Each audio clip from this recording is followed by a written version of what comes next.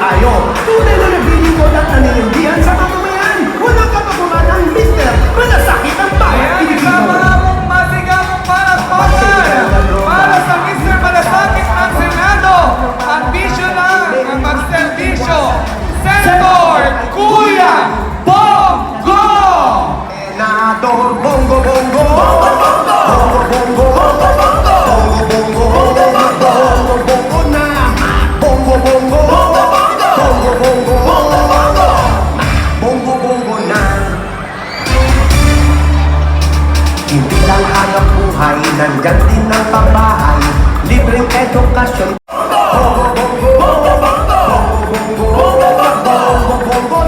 Ladies and gentlemen, once again, ang ating panawin paktakan ngayong araw, ang kuya sa Senado, Senator Bongo! Ayan, palapakan naman po natin si Senator Bongo. Siyempre kasama din natin ngayon ang ating busy gobernador ng lalawigan ng Isabela. A big round of applause to Vice Governor Faustino Boji III.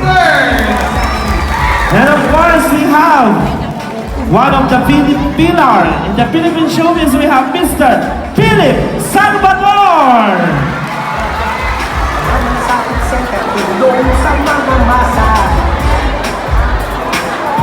Siyempre po kasama po ang ating butihing mayor, Mayor Adrian Leandro Pigdio.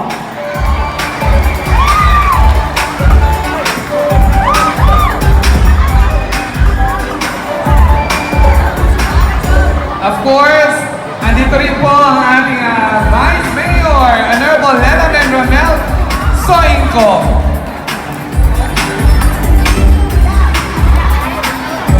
And of course, nandito rin po kasama natin ang mga barangay captain na pinamumunuan po ni Apo LME President Noli V. Tamayo at ang ating mga SK Chairman na pinamumunuan ni SK Federation President Francis Medina.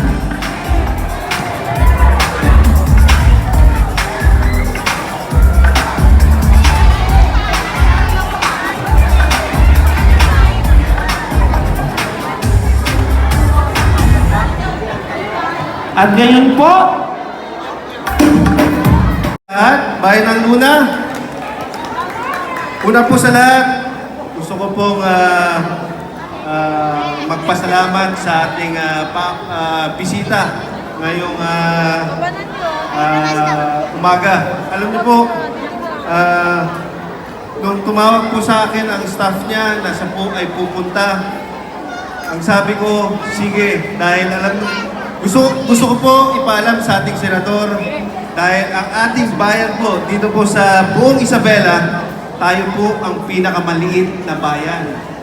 Pero po, itong pinakamaliit na bayan dito sa Isabela, isa po ito sa pinili ni Senator Bongo. Kaya palakpakan po natin dyan. Bagamat maliit po yung bayan natin, siya pa rin po ay pumunta dito dahil gusto po niya tayong makasama. Ipakikilala ko po ang ating batiin ko rin po ang ating Vice Gobernador. Pangalawang araw na po niya na nandito ngayon. Kaya palakpakan po natin Vice Governor Faustino Boji D. Sa ating mga Sangguniang Bayan members na nandito po, sa ating mga 19 mga kapitanes, sa ating pong lahat, isang magandang umaga po. Bago po ulit pakilala ang ating pangunin, gusto ko rin pong batiin ang kasama po ni Senator Bongo, si Kuya Ipe. Of course, ang ating susunod na paunahing pagdangal ay mahigit 2 dekada na po siyang naglilingkod sa ating sambayanang Pilipino. Noong 2019 po, siya po ay nahalal bilang senador at nakakuha ng halos 21 milyong boto sa ikatlo sa mga sumusunod sa pwesto. Matapat at masipag, siya po ay nagsilbing tulay ng ating mamamayan kay dating Pangulong Duterte. At ngayon po, dala niya ang bandila at tapang at malasakit sa Senado at isinusulong ang gobyernong tunay na may nag-aaruga sa mga Pilipino. Mga kababayan, ang ating masipag na senador, ang tinaguriang Mr. Malasakit sa Senado, Senator Christopher Lawrence Bongo.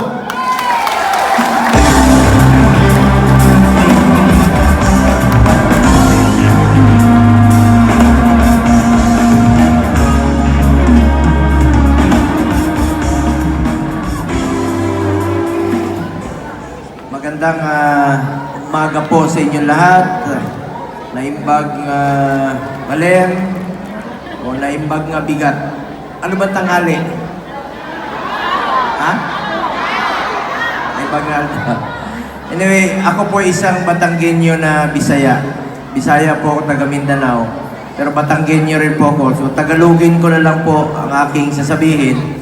Kanina kasi may lumapit po kanina sa akin. Nagpapasalamat, natulungan raw siya, yung pasyente niya. Sabi ko, wag ko kayong magpasalamat sa akin.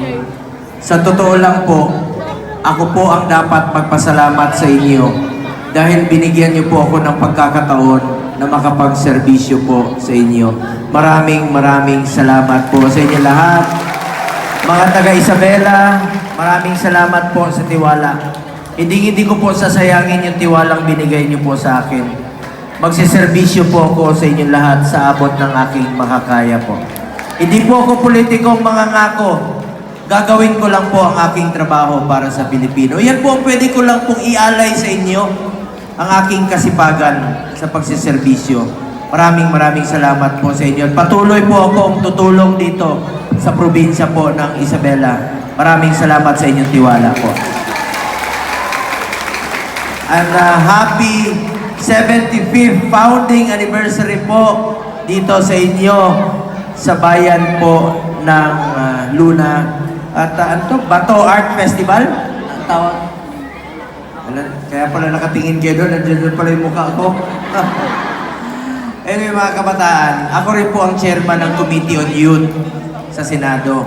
Mga kabataan, kayo po ang kinabukasan ng bayang ito. Mag-aral kayo ng mabuti. Malay nyo, kayo rin ang maging senador, di ba? Oh. Isa lang po ang paalala ko sa inyo. Mahalin nyo po ang ating kapwa Pilipino. Hindi tayo magkakamali dyan. At mga bata, mag-aral kayo ng mabuti para masaya si nanay at tatay. Lahat ng mga nanay at tatay na naririto, lahat kami, halos nagpapakamatay magtrabaho, mapaaral ang aming mga anak. Bilang ganti po sa ating mga magulang, mag-aral kayo ng mabuti. Palakpakan po natin ang ating mga magulang. Mga kababayan ko, gusto ko rin pong pasalamatan ang ating mga opisyales na narito. Ang aking kaibigan, totoong kaibigan, ang pamilya D, no? Headed by ating Vice Governor Boji D. Palakpakan po natin, sir. Maraming salamat po. At patuloy po akong tutulong dito sa Isabela. And of course, Governor Rodito Albano, palakpakan po natin. Congressman Faustino D, palakpakan po natin. Ang ating mayor na napakasipag, napakaganda po ng Luna, at sa inyong congratulations sa inyong successful celebration headed by Mayor Adrian Leandro Chua. Palakpakan po natin. Sir, maraming salamat po. O kita nyo si Mayor, bata. Kayo rin, pagdating ng panahon, basta unahin nyo yung pagtutulong, pagsiservisyo sa ating kapwa. Uunlad pa po ang Isabela. Napakaganda po ng Isabela. Dito po sa Luna. Napakaganda po. And of course, ang ating Vice Mayor, Lelamen Sionco. Palakpakan po natin. Tama ba? Soingco. Sorry po.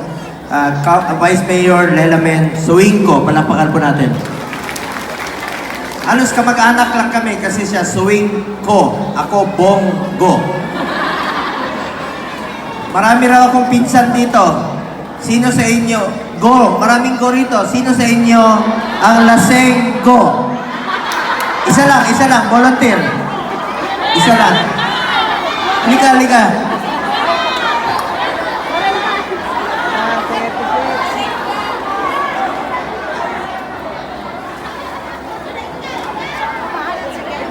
Isa lang. Volunteer. Ayan, si Nanay. Halika.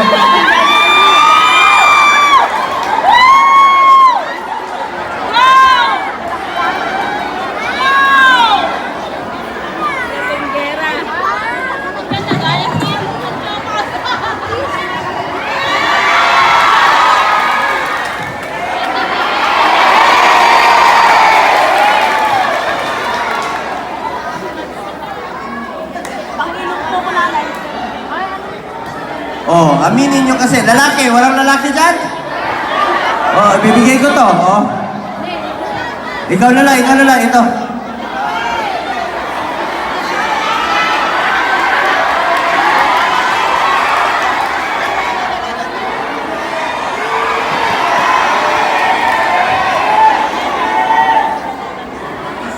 Kiss daw.